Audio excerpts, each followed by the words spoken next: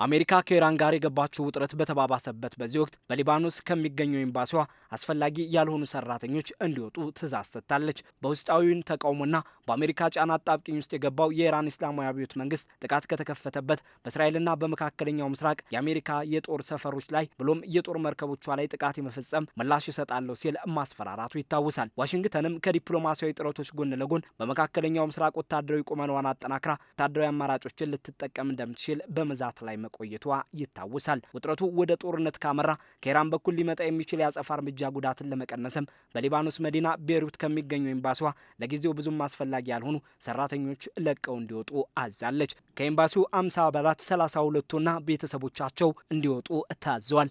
አሜሪካ ኢራን የኒውክሌር ፕሮግራሟን ለማቋረጥ ከመስማማት ባሻገር የሚሳኤል ርቀት መጠኗ እንዲገደብ ያበለጸገችውን የዩራኒየም ክምችት እንድታወድም አሊያም ለሶስተኛ ወገን እንድታስተላልፍ በቀጠናው ላሉ የታጠቁ ኃይሎች የምታደርገውን ድጋፎች እንድታቋርጥ ትሻለች። የአሜሪካው ፕሬዚዳንት ዶናልድ ትራምፕ ስምምነት ላይ ካልተደረሰ ወታደራዊ እርምጃው ሊቀጥል እንደሚችልም በመዛታቸው ቀጥሏል። ፕሬዚዳንት ዶናልድ ትራምፕ በቬንዙዌላ ላይ ወታደራዊ እርምጃ እንዲወሰድ አድርገው የቬንዙዌላው ፕሬዚዳንት ኒኮላስ ማዱሮንና ባለቤታቸውን መያዛቸው ይታወቃል። ቀጥለው በመካከለኛው ምስራቅ በኢራን ላይ ያደረጉት የባህር ላይ ከበባ ግን እስካሁን ተመሳሳይ ውጤትን አላመጣም። ፕሬዚዳንቱ በኢራን የመገበያያ ገንዘብ መውደቅ፣ የኑሮ ውድነትና ምጣኔ ሀብታዊ ጫና ሳቢያ የተጀመረውን ውስጣዊ አመጽ በንግግር ከመደገፍ አልፈው በቀጠናው የአሜሪካን ወታደራዊ ቁመና በማጠናከር ወደ አገዛዝ ለውጥ ጥያቄ ያደቀ ተቃውሞ ጫና ውስጥ የገባውን የኢራንን መንግስት በአሜሪካ ፍላጎቶች እንዲስማማ ጫና ለማድረግ ጥረት በማድረግ ላይ ናቸው። ሆኖም ከቀጠናው የአሜሪካ ወዳጆች በኩልና ከእንግሊዝ በኩል ለአሜሪካ የጥቃት እርምጃ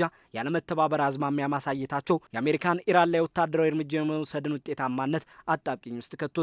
የዋሽንግተን ፖስት ዘገባም የአሜሪካ ጦር ከፍተኛው አዛዥ ጀነራል ዳንኬን ኢራንን ማጥቃት ለአሜሪካ የጉዳትና የተራዘመ ጦርነት ስጋት አለው ሲሉ ለፕሬዚዳንት ትራምፕ ነግረዋቸዋል። ጀነራል ዳንኬን የተተኳሽ እጥረትና የኢራን ታጣቂ ኃይሎች ለቴህራን ያላቸው ድጋፍ የዋሽንግተንን ቴህራን ላይ የምትወስደውን ወታደራዊ እርምጃ ውጤታማነት እንደሚጎዳው መግለጻቸው ተጠቁሟል። ሆኖም ፕሬዚዳንት ትራምፕ ጀነራሉ ይህንን ብለዋል መባሉን አስተባብለዋል። ፕሬዚዳንቱ በትሩዝ ማህበራዊ ገጻቸው የሐሰተኛ ዜና ሚዲያ ብለው በመተቸት ጀነራል ኬን የሚያውቁትን አንድ ነገር ቢኖር ማሸነፍ ብቻ ነው፣ እርምጃ ብንወስድም መሪነቱ የእርሳቸው ነው ሲሉ ጀነራሉ ኢራን ላይ ወታደራዊ እርምጃን በመውሰድ ዙሪያ በተቃራኒያቸው ቆመዋል መባልን አስተባብለዋል። ለዘገባው ምላሽ የሰጠው የጀነራል ኬን ቢሮም ቢሆን ጉዳዩን በማስተባበል ጀነራሉ ኢራን ላይ ሊወሰዱ የሚችሉ የተለያዩ ወታደራዊ አማራጮችን ማቅረባቸውን ጠቁሟል። ከኢራንም ሆነ ከአሜሪካ በኩል ከዲፕሎማሲያዊ መፍትሄዎች ጎን ወታደራዊ ዛቻዎችን በቀጠሉበት አሜሪካ ከሊባኖስ ቤይሩት ኤምባሲዋ አስፈላጊ ያልሆኑ ያለቻቸውን ሰራተኞች እንዲወጡ ማዘዟ ወደ ወታደራዊ ግጭት ቢገቡ ከኢራን በኩል ሊመጣ የሚችለው አጸፋዊ እርምጃ ስጋት እንዳለባት አሳይቷል። እስራኤል የኢራንና የአሜሪካ ውጥረት ጉዳይን በከፍተኛ ትኩረት እየተከታተለችው እንደሚገኝ ሲታወቅ የዋሽንግተን የውጭ ጉዳይ ሚኒስትር ማርኮ ሩቢዮ ወደ እስራኤል ሊያደርጉት የነበረውን ጉዞ ማራዘማቸው ተገልጿል።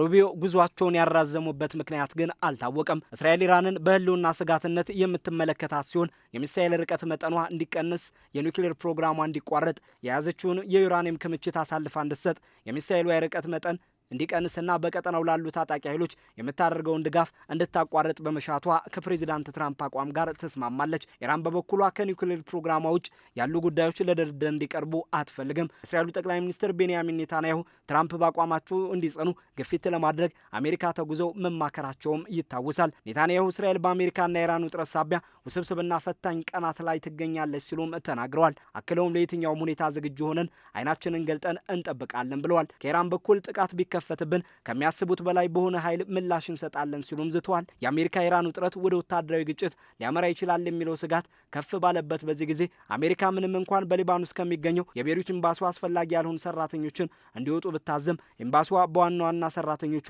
አገልግሎት በመስጠት እንደሚቀጥል ተገልጿል። ከኤምባሲው 50 አባላት 32ቱና ቤተሰቦቻቸው ግን እንዲወጡ ታዘው በቤይሩት አየር ማረፊያ ለመውጣት ተገደዋል። ይህ ውሳኔ ትራምፕ ኢራን ጋር ስምምነት ላይ ካልተደረሰ መጥፎ ነገሮች ይፈጠራሉ ማለታቸውን ተከትሎ የታየ ነው። የኢራኑ ሁለንተናዊ መሪ አያቶላህ አሊ ኻሜኒም የዓለም ሀያሉ ጦር አስከፊ ሽንፈት ይገጥመዋል ሲሉ መዛታቸው ይታወቃል። ትራምፕ ስምምነት ላይ እንድትደርስ ለኢራን የ10 ቀናት ቀነ ገደብ ሰጥተው እንደነበረም የሚታወቅ ነው። ባሳለፍነው ሳምንት ዋሽንግተንና ቴህራን በልዑካን በኩል መደራደራቸው ቢታወቅም ጥሩ ውጤቶች ከድርድሩ ተገኝተዋል ከማለታቸው ባሻገር ተጨባጭ ስምምነት ስምምነት አልተገኘም። ድርድሩ ይቀጥላል ቢሉም ወታደራዊ ዛቻዎችም እንደቀጠሉ ናቸው። አሜሪካ ግዙፏንና የአውሮፕላን ተሸካሚዋን አብርሃም ሊንከን የጦር መርከብን ወደ ቀጠናው ከመላኳ ባሻገርም ሌላኛዋን ዩኤስኤስ ጀራልድ አር ፎርድ መርከብን ወደ ቀጠናው ልካ በጉዞ ላይ ናት። የሁሉ ኢራንን በድርድር ወቅት ፍርሃት እንዲያድርባትና እንድትስማማ ያለሙ መሆናቸውም ይነሳል። የሳተላይት ምስሎች እንደጠቆሙትም ዩኤስኤስ አብርሃም ሊንከን የጦር መርከብ ከኢራን በ700 ኪሎ ሜትር ርቀት ላይ ትገኛለች። የአሜሪካ ልዩ መልእክተኛና ዋነኛ ተደራዳሪ የሆኑት ስቲቭ ዊትኮቭ ኢራን በአሜሪካ ግዙፍ የጦር ቁመና ፊት ለፊት እስካሁን አለመንበርከኳ ትራምፕን እንዳስገረማቸው መናገራቸውም ተጠቁሟል። በእርግጥ የኢራን መንግስት ከውስጥ በህዝባዊ ተቃውሞ ከውጭ በአሜሪካ ግዙፍ የወታደራዊ ቁመና አጣብቂኝ ውስጥ ቢሆንም ከኒውክሌር ፕሮግራሙ ውጭ ሌሎች ጉዳዮችን ለድርድር አላቀረበም። ፕሬዚዳንት ትራምፕ ቀደም ሲልም መጠነኛ ጥቃትን በኢራን ላይ ጫና ለማሳደር መፈጸም ላይ እያሰቡበት ስለመሆናቸው መግለጻቸው ይታወቃል። ለኢራን የሰጡት የ10 ቀን የጊዜ ገደብም በዚህ ሳምንት መጨረሻ ያበቃል። ከሊባኖስ የአሜሪካ ኤምባሲም አላስፈላጊ ሰራተኞች እንዲወጡ ተደርገዋል። የድርድር አማራጭ በሁለቱ ወገኖች የተራራቀ ፍላጎት ሳቢያ ለስምምነት የማድረሱ ነገር አጣብቂኝ ውስጥ ገብቷል። የአሜሪካ ፍላጎቶች ከእስራኤል ፍላጎቶች የተጣጣሙ ሆነዋል። በኢራን በኩል ግን የኒውክሌር ጉዳይ ብቻ ለድርድር እንዲቀርብ ከመፈለግ ውጭ ብዙ መለሳለስ አልታየም። እስራኤልም በሀገራቱ ውጥረት ሳቢያ ውስብስብና አስቸጋሪ ቀናት ላይ መሆናቸውን የገለጹት ፕሬዚዳንቷ ከኢራን በኩል ጥቃት ቢከፈትብን ከሚያስቡት በላይ በሆነ ኃይል ምላሽ እንሰጣለን ሲሉ መዛትን መርጠዋል። ጠንከር ባሉ ዛቻዎችና ለድርድርም በተራራቁ ፍላጎቶች የታጀበው የአሜሪካ ኢራን ውጥረት ወደ ጦርነት ያመራ ይሆን ወይንስ በተደራዳሪ ወገኖች መለሳለስ ወደ ስምምነት ይደርሱ ይሆን የሚለውን ለመመለስ ቀጣይ ሁነቶች ወሳኝ ቢሆንም ወደ ወታደራዊ ግጭት የማምራታቸውን ነገር ግን አይቀር ያስመስለውታል።